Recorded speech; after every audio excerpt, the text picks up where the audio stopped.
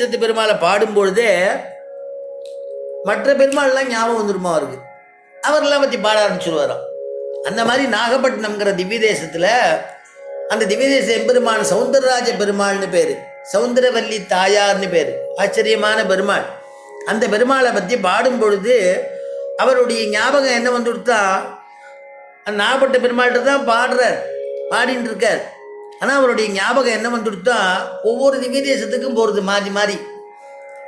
அவருடைய திருமேனியை பார்க்குற நாகப்பட்டினம் பெருமாளுடைய திருமேனியை, பொன்னிவர் மேனி மரதகத்தின் பொங்கு இளம் சோதி அகலத்து ஆரம்மின் இவர் வாயில் நல்வேதமோதும் வேதியர் மாணவராவர் தோழி என்னையும் நோக்கி என் நல்குளும் நோக்கி ஏந்திளம் கொங்கையும் நோக்குகின்றார் அன்னையும் என் நோக்குமென்று அஞ்சுகின்றேன் அச்சோ ஒருவர் அழகியவா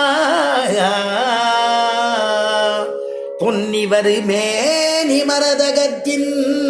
சௌந்தரராஜா, உம்மை சேவிக்கணும்னா உம்முடைய திவ்யமான திருமேனி பொன் போல இருக்கே.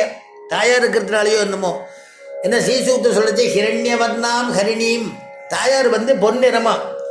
அதனால அப்படி அந்த திருமேனியில் வக்ஷத்தலத்தில் இருக்கிறதுனால திருமேனி பூர்த்தியாக பொண்ணா தெரியறது தான். அதனால பொன்னி வருமேனி. அதே மாதிரி கம்பன் கூட அனுபவிக்கிறச்சே கடல்னு சொல்றது இல்லை, கருநீலமான கடலுங்கிறான். ஏன்னா கருநீலமாக போச்சுன்னா பெருமாள் படுத்துட்டு இருக்கிற இல்லையா நீலமணி, அதனால அந்த கடல் ஃபுல்லாக அந்த கருநீலமாக தெரியறது தான். அந்த அந்த ரத்தினம் படுத்துட்டு இருக்கிறதுனால, ரத்தினம் இருக்கிறதுனால. அந்த மாதிரி தாயார் வக்ஷத்திரத்தில் அப்படி திருமார்பில் அப்படி ஏகதேசமாக எழுந்துள்ளி இருக்கும் பொழுது திருமேனி பூர்த்தியாக அதோடைய காந்தியினாலேயோ என்னமோ தெரியல சொன்ன மாதிரி இருக்கான். பொன்னிவர் மேனி மரதகத்தின். பெருமாளே மரகத பெருமாள்னு ஸ்ரீமத் தயசிங்கிற ஒரு பெருமாள் ஆராதிக்கிறார்.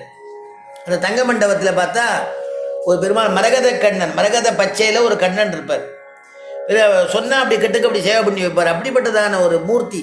அதனால பொன்னிவர் மேனி மரதகத்தின் பொங்கு இளம் சோதி அகலத்து ஆரம்மின். வேதம் சொல்லிட்டு இருக்காராம். நீர் அந்தனரா பெருமாளா அப்படின்னு ஆழ்வாருக்கு சந்தேகம் வருதான். அந்தனர்கள் தானே வேதம் சொல்லுவா, பிராமணோத்தமால் தானே வேதம் சொல்லுவா, பெருமாள் வேதம் சொல்லிட்டு இருக்காராம். என்ன வேதமா? நல்வேதமோதும். நல்வேதம் சொல்றாராம். நல்ல வேதம்னு ஒன்று உண்டா, கெட்ட வேதம்னு ஒன்று உண்டா அப்படின்னா நல்வேதத்துக்கு எடுக்கிறா சாமவேதம்ங்கிறா. ஏன்னா பெருமாள் எந்த வேதத்தில் இருப்பேன்னு பகவத்கீதையில் வரிசையாக சொல்லும் பொழுது வேதானாம் சாமவேதோஸ்மிங்கிறான். வேதத்தில் நான் சாமவேதனா இருக்கேங்கிறான். ஆழ்வார் மங்களாசாசனம் பண்ணுறதே சாமவேத கீதனாய சக்கரபாணி அல்லையேங்கிற திருமேஷி ஆழ்வார். அதனால சாமவேத கீதன்னு சொல்லிட்டார். சாமவேதத்தை சொல்லக்கூடிய பெருமாள்னு விட்டார். வைகுண்டத்தில் என்ன கேட்கறதுன்னா சாமகானம் கேட்குமா எப்போ பார்த்தாலும். அதனால நம்ம தேசிகன் சொல்றாரு, இங்கே இப்போ சாமகானம் கேட்டதுன்னா நம்ம அருளிச்சையில் பாடுவோங்கிறார். பல்லாண்டும் பல்லாண்டே பாடுவோமே, நம்ம அங்கே போய் பல்லாண்டு பாடுவோங்கிறார். பெருமாள் கேட்க மாட்டாரா? பாடுவோங்கிறார். அப்போ சாமவேதம் வேதானாம் சாமவேதோஸ்மி வேதோஸ்மின்னு சொல்றதுனாலையும் அதன் நல்வேதமோதும், நல்வேதத்தை உச்சரிக்கக்கூடிய அந்தனரோ இல்லை தேவரோ யாருன்னு தெரியலையே, ஒப்பற்ற இவருடைய அழகை நான் எப்படி வர்ணிப்பேங்கிறது. அதனால சொல்லி முடிக்க முடியாம அச்சோ அச்சோ. நம்ம ஒரு குழந்தை ஒரு தப்பு பண்ணி கொடுத்தோம்னா அந்த குழந்தைய திட்டவும் முடியாது, அடிக்கவும் முடியாது. அச்சோச்சோ இப்படி பண்றதே, அச்சோ சொன்னா கேட்க மாட்டேங்கிறதே, இப்படி அடம் பிடிக்கிறதே அப்படின்னு சொல்றோம் இல்லையா, வாத்சல்யத்தினால சொல்றோம். அதை பெருமாள் இடத்துல வாத்சல்யம் காட்டுறாராம் ஆழ்வார். அச்சோ ஒருவர் அழகியவான்னு. அந்த மாதிரி முதல் பாசுரத்தில் அனுபவிக்கிறார். ரெண்டாவது பாசுரத்துல தோடவிழ் நீலம் மணங்கொடுக்கும் சூழ் புனல் சூழ் குடந்தை கிடந்த சேடர்கள் என்று தெரிக்க மாட்டேன் செஞ்சுடராடியும் சங்குமேந்தி பாடக மெல்லடியார் வணங்க பன்மணி முத்தொடு இலங்கு சோதி ஆடகம் பூண்டு ஒரு 4 தோளும் அச்சோ ஒருவர் அழகியவா தோடவிழ் நீலம் மனம் கொடுக்கும். ஆச்சரியமான இதழ்கள் கொண்டதான நீல மலர்களா, நீலோத்பல புஷ்பங்கள் நிறைஞ்சிருக்கான்.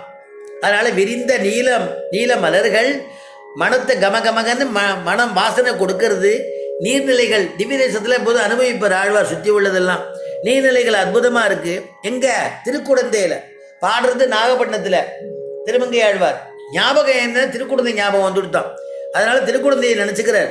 அதனால் என்று அப்படி இருக்கக்கூடிய இடம் சிவந்த செஞ்சுடர் போல அவருடைய அந்த சக்கரமானது சுற்றின்னு ஜுவாலை அடிக்கிறதாம். அந்த ஜுவாலையோட